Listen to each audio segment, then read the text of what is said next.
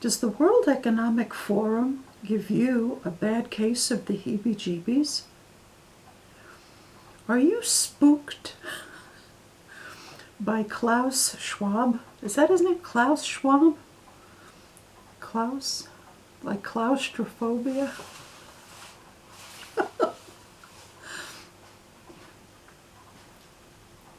Do you notice how every year they kind of amp up the scary element of it and become how they're ratcheting up the invasiveness and the chutzpah and the comprehensiveness and making you feel like they're coming to get you with their needles.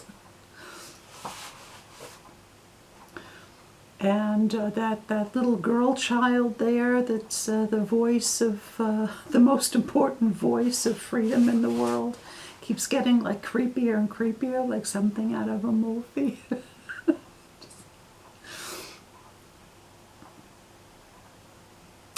Isn't it clear to you what's happening?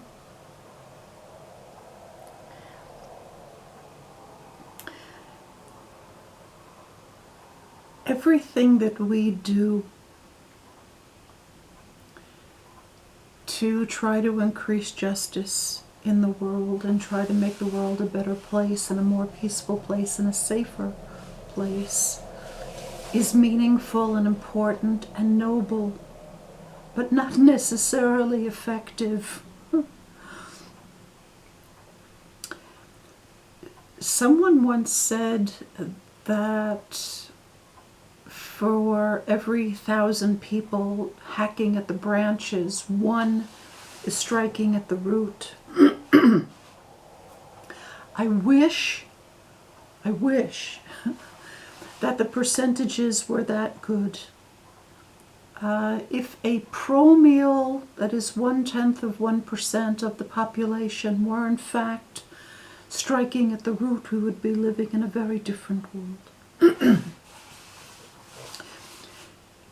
In our generation, it's very rare that someone knows what the root of what they're experiencing is. And we need to discuss that.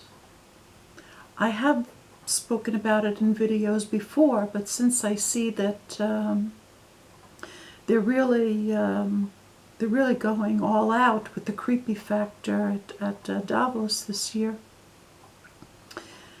And I see people really getting freaked out by it. It bears repeating.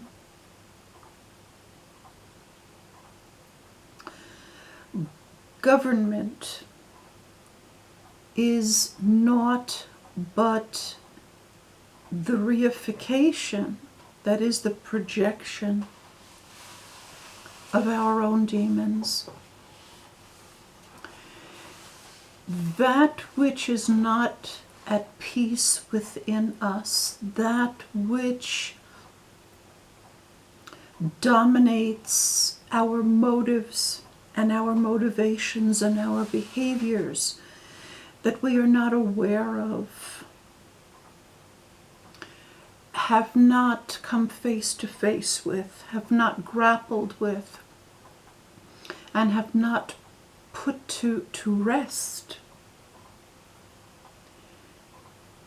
becomes projected on our out there.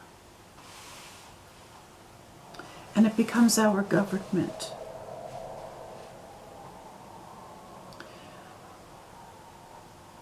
Gustav Landauer observed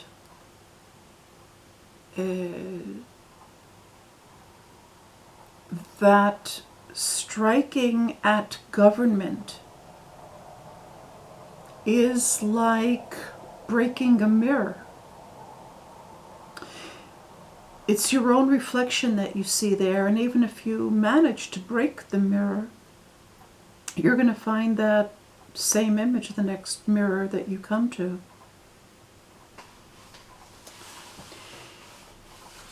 We can never become emancipated by striking out at government or even trying to act directly on government, because there's nothing there. Those are phantasmagoria. Those are just images of our own issues. As we become the masters of our own subconscious motivations and impulses, we find that invariably and ineluctably, government by degrees exerts less influence over us.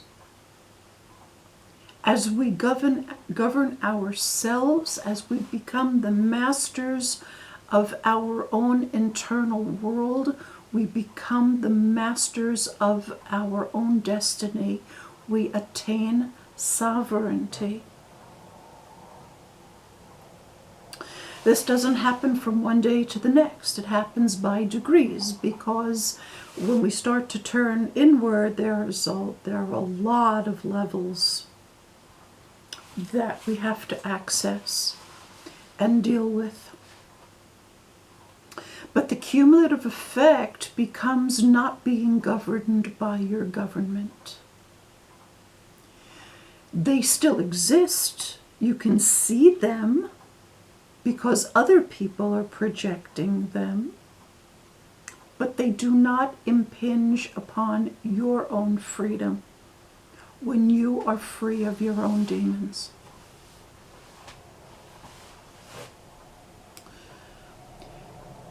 It then behooves us to tell others this information so that they may too emancipate themselves.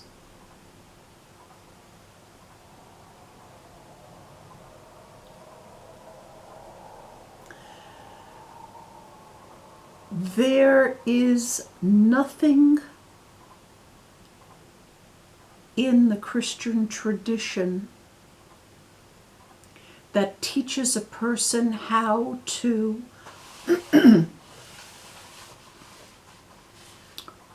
face their own demons and put them to rest. You're always outsourcing your salvation. You're always waiting for the guy on the white ass to show up at your doorstep and take you to peace in another world, a spiritual world somewhere offshore, you know. It doesn't work that way, boys and girls. It's a very, very unfortunate piece of mind control that they developed in Rome. They developed something else in Rome, actually in Greece originally, and the Romans adopted it, called Stoicism. And in many, many ways it is very similar to Buddhism. But I think that Stoicism is more adapted to the Western mind and the Western Weltanschauung and the Western emotional structures. One of the leading proponents of Stoicism was Marcus Aurelius, who became one of the most successful and humane emperors in Rome.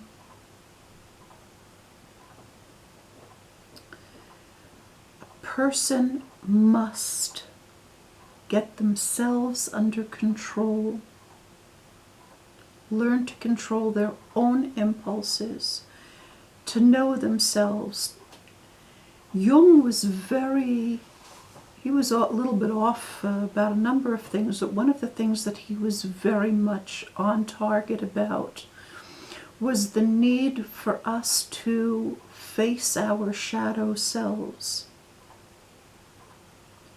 The dark shadows inside that we would rather not look at.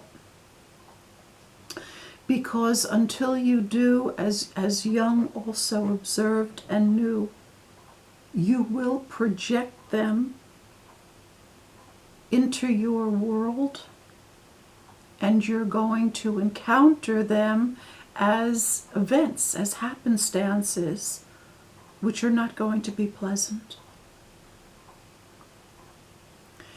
So although I have sympathy for the investigative journalists and the citizen journalists and the internet activists and the many people who are reporting about Davos and railing against it, and I'm not saying that their efforts are for naught.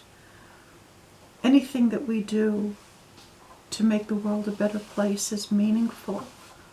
But as I said, not necessarily effective.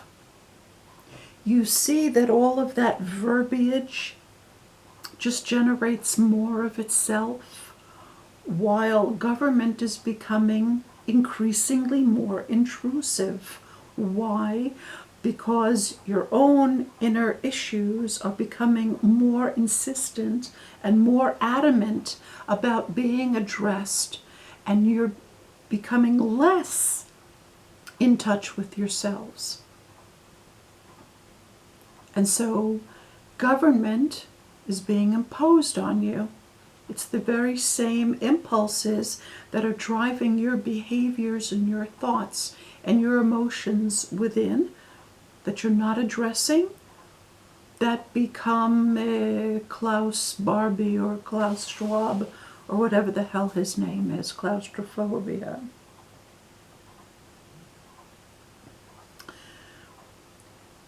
I would suggest that instead of chewing your cud about the same old issues, to take another approach. Those of you who are so disposed might look into Buddhism. Take a look at it. There's a great thing that happened, I gotta tell you this. There's this wonderful man who has a series of videos. It's called Go Black to Africa. He does this whole thing. It's really cool. Anyway, he's a wonderful person. He's an American that went to Africa, and he's showing people Africa and introducing them to Africa and encouraging people to realistically come to Africa and so forth and so on. And one of the things that he discovered is a Sangha in Ghana. There are Buddhists in Ghana. I think it's in Ghana, but I'm sure it's a Sangha. And he went in, and he was speaking with the head of it, who's a man who used to be a Catholic, who became a Buddhist.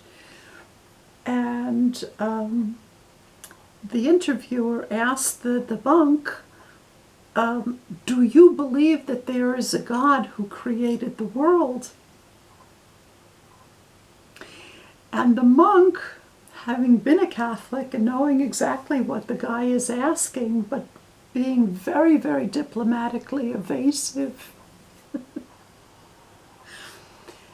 just kept saying to him that one needs to learn how to think correctly, and one needs to learn oneself, because as a Buddhist, he knows very well that if someone is asking him, does God exist, asking about God in the third person, does God exist and does God create the universe, that this Buddhist understands that this man has not yet got a firm grasp on his highest faculties. I mean, he's come a long way from America, but he's still in you know, and the Buddhist is like trying to keep a straight face, and you know, do you believe that there's a God who exists who created the universe? And the Buddhist is, you know, just handling it very diplomatically. It was wonderful.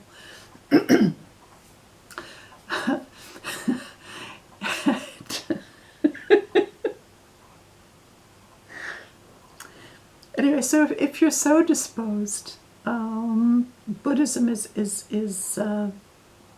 very very effective path for learning oneself and acquiring discipline. However, it is pretty tough. It is pretty tough and demanding, issuing as it does from ancient China. You know, I'm not sure that it's best suited to most Europeans, you know, or people of European extraction in Western culture. I think that the Stoics are more in line for Westerners because it arose within Rome, which of course is Europe. And Europe was also at that time quite effete. They weren't so tough anymore, you know. Actually, it arose in Greece first, but I think it was the Romans that really took it to the highest levels. And I think the first Stoic was Zeno. At any rate, Greek and Roman cultures are probably more in tune with the Western society such as it exists now. And their practices will help you get a grip on your minds. Don't forget the Greeks and the Romans too were also likewise in the grips of the arbitrary impulses of emperors and so they too were grappling with that. The more we know ourselves, the more we master our dark shadows, the less influence outside government has on us. We'll still see it because we're living with other people that are projecting it, but they'll have an increasingly less influence on us.